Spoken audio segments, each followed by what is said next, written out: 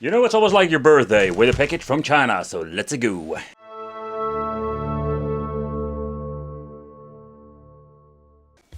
Okay, so let's do a quick unboxing together. So here we do have like the deluxe toilet paper manual with some basic explanations of what you're going to get. Let's see what we're going to get with this thing. We do get like the extension cord for the HDMI. Very happy with that. There's nothing in compartment number 1. Okay, we do have like the micro USB cable for the dongle. And here we do have the tiny dongle itself. So this is indeed like a 4K Ultra HD gain stick, or not like really a 4K resolution. Most of the time it's like even like not even like 1080p. I think it's more like 480p. But this thing is not very thick. It will fit in most like game televisions or televisions itself. Let's see what we're going to get with the SD card, because the SD card isn't branded like always, only 4 GB, so I would not expect a lot from it.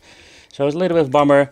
They say it does have support for many games, but let's plug it in and let's see what are we going to get. Alright, the controllers are a very interesting configuration. To begin with, we do have like shoulder buttons. That is something we didn't see before, or I didn't. We give ourselves the A, B, and C, X, Y, Z, go home, select, start. And we do have like a very nice floating D-pad, the thing that we have seen before with the original Sega controllers. And we do have like, we need to have like freaking batteries in this thing. So there's no lithium battery, but we do have like 2 AA batteries inside. So let's grab these things, let's plug it in, and let's have some fun. Okay, so how do we connect it? It's very simple. I'm using the extension cable because, yeah, I don't have the option to plug it straight into the television. Yeah, what you're going to get basically is a micro USB. You plug it in here in the television and we're ready to go. That music. Alright, so booting up, this is what we're going to get with the menu. Something different, but it seems to be working straightforward. And I mean what this is like, at the bottom we do get some, let's say, things that we can do with it. It's like pressing for search, mode for exit, save, press select and start. So everything has been explained how it works. Here we're going to get ourselves the thumbnail, so we cannot change out. And then we're going to get MAME, Mega Drive, Super Famicom, Game Boy Advance, Game Boy Color and the Game Boy Classic support. Another really annoying thing is like there is no configuration of the Player 1 or Player 2. So you just need to guess, I'm thinking. And the other thing is like my compartment doesn't close up, so I need to get myself a screw, because that one doesn't like even came with it. But okay, so I find the freaking controller that this menu seems to be working with. And what I like about it, that it works very fast. There is no input delay that we have seen before. Okay, let's press select and let's see how the search works. So let's search for Street of Rage.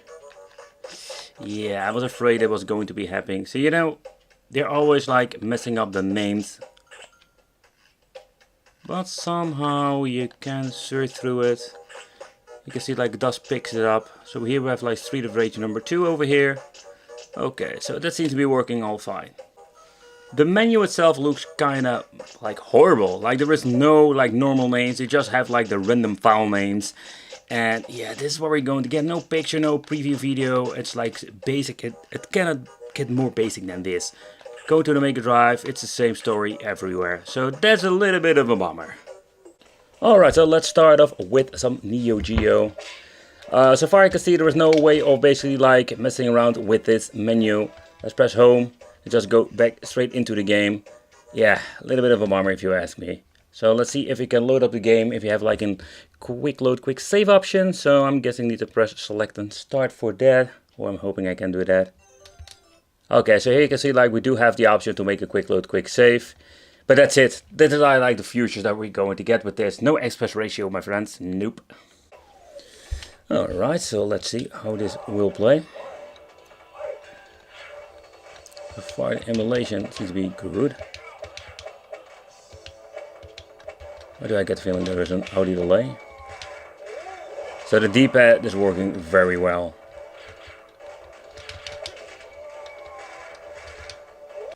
Okay, next up let's try MAME game.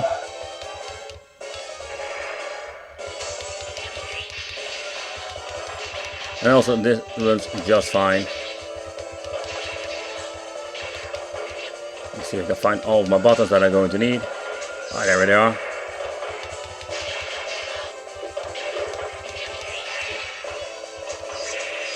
Burger time!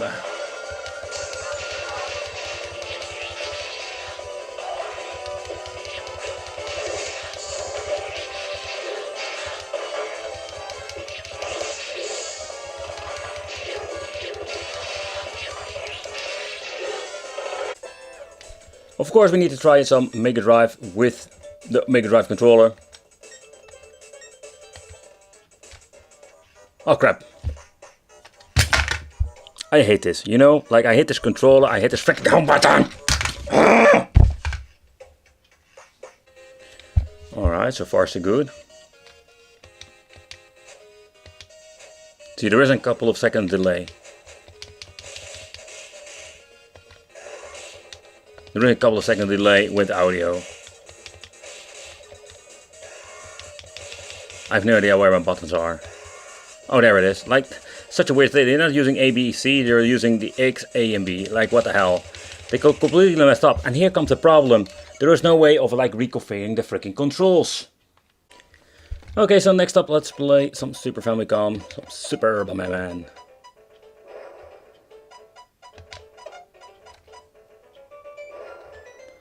To be honest, I don't see that we're having an issue over here. Yeah, so all the sound effects are here. So it was like strictly like a Mega Drive problem. So the idea behind it is pretty damn cool. They just have this multi-device that you can plug and play on your television and just have some old school fun.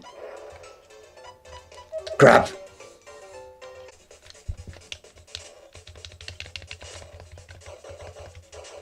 Also here we have like an audio delay.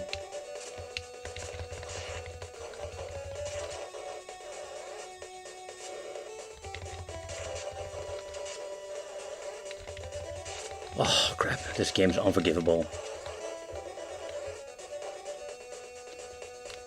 So yeah, when it comes to the Spankman game from the NES, we also have like this weird, I think a second or so audio delay. Okay, so next up let's try a GBA game, and I'm just gonna be honest, like this looks really horrible. I don't want to even try out the Game Boy Color and Classic because that will be like horrible, because it's like stretched to the maximum level.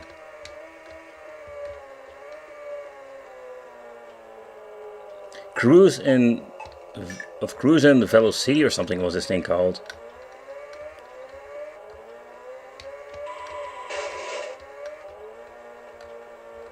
Okay guys, so this is what we're going to get with these Chinese or AliExpress products. It's going to be a hit or miss. I love it how they call these things always like 4K, blah de blah, but like it's nothing 4K about it. And again, like this thing gets really hot, 4 GB of storage, so there's not a lot of stuff on there.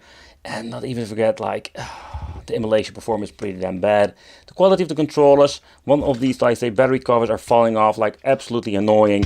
But beside that point, like it's a quite okay controller, nice D-pad. So I must say, like they did an amazing job. But that's like almost like a little bit of bummer. They give you good controller, or good enough.